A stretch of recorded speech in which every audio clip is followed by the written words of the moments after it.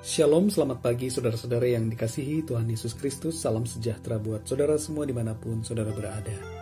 Damai sejahtera dan sukacita Allah, sukacita oleh Roh Kudus kiranya senantiasa melimpah dalam hati dan kehidupan saudara semua.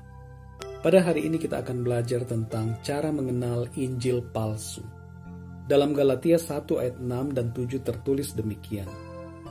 Aku heran bahwa kamu begitu lekas berbalik daripada Dia yang oleh kasih karunia Kristus telah memanggil kamu dan mengikuti suatu Injil lain yang sebenarnya bukan Injil. Hanya ada orang yang mengacaukan kamu dan yang bermaksud untuk memutarbalikkan Injil Kristus.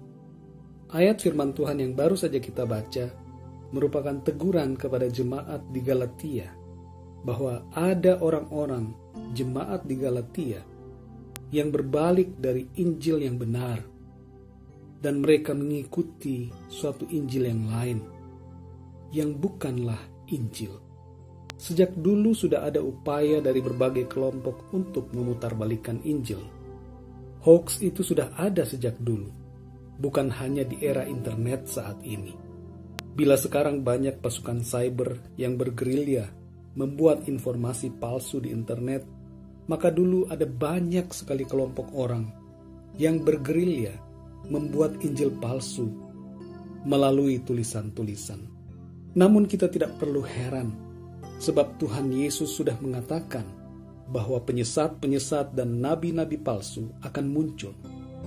Seorang ahli uang kertas pernah ditanya, bagaimana cara ia dapat mengenali uang palsu dengan begitu cepat dan cermat. Ahli itu berkata, bahwa caranya gampang sekali, yaitu dengan mengenali uang asli.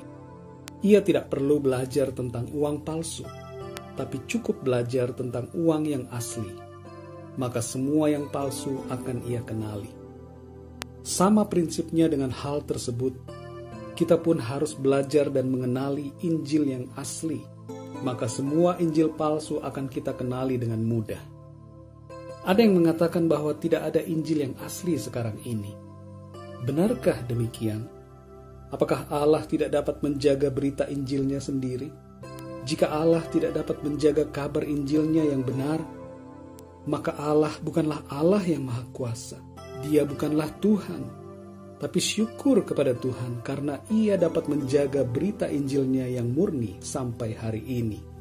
Saya ingin bertanya kepada saudara, apakah saudara punya foto-foto zaman dulu waktu kecil? Umumnya tiap orang mempunyainya. Orang tua kita biasanya akan menjaga foto-foto zaman dulu waktu kita masih kecil.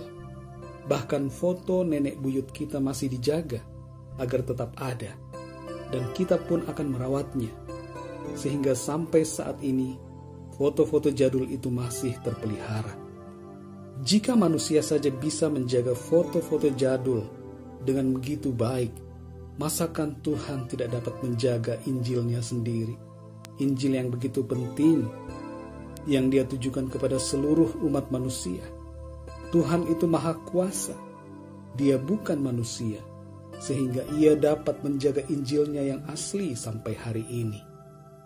Ada banyak sekali Injil palsu beredar, banyak pengajaran palsu. Oleh karena itu kita harus mengenali Injil yang asli. Apa ciri-ciri Injil yang asli? Ciri-ciri Injil yang murni, Injil yang asli adalah: pertama, memberitakan tentang Tuhan Yesus Kristus, kelahirannya yang ajaib, karyanya, kematiannya, kebangkitannya, dan kenaikannya ke surga, serta kedatangannya nanti kedua kali. Yang kedua, mengakui Yesus sebagai Tuhan yang menciptakan alam semesta. Sebab Tuhan Yesus adalah Sang Firman yang menjadi manusia, dan Firman itu adalah Allah sendiri. Tertulis dalam Yohanes pasal 1. Ketiga, memberitakan tentang anugerah keselamatan di dalam Tuhan Yesus Kristus melalui karya penebusannya di atas salib. Keempat, mengajarkan tentang kasih Kristus agar setiap orang percaya hidup dalam kasih. Yang kelima, mengajarkan iman yang sejati, yaitu iman yang disertai perbuatan. Sebab setiap orang yang percaya pada Tuhan Yesus adalah ciptaan baru yang telah menanggalkan manusia lamanya. tidak hidup dalam dosa, tetapi hidup dalam kebenaran. Yang keenam, mengajarkan tentang karya Roh Kudus dalam kehidupan setiap orang percaya.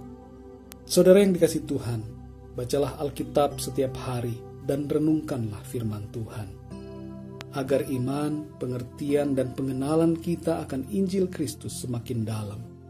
Ketahuilah bahwa Injil adalah kekuatan Allah yang menyelamatkan setiap orang yang percaya. Roma 1 ayat 16. Tuhan Yesus memberkati saudara semua dalam segala aktivitas saudara, pekerjaan, pelayanan, apapun yang saudara kerjakan. Biarlah nama Tuhan selalu dipuji dan dimuliakan, dan Tuhan selalu menolong saudara untuk menjadi pribadi yang kuat teguh di dalam iman kepada Tuhan. Puji Tuhan, sampai jumpa dalam renungan yang berikutnya. Haleluya.